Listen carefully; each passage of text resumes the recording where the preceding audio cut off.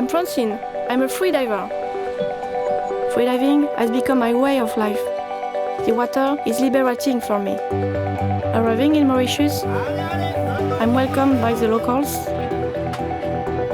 I've already made friendships that will last forever.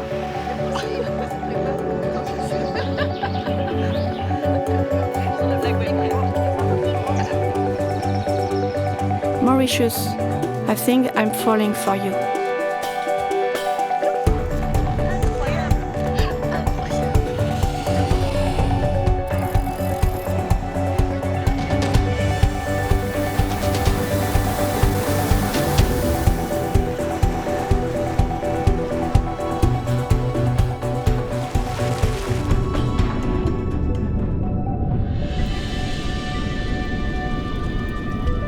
As I descend, I can feel the blue and light wash over me.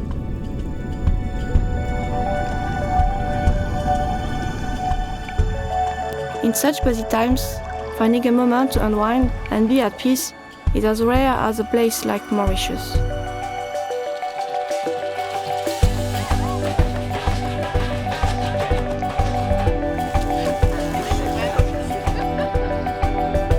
Mauritius, now my heart belongs to you.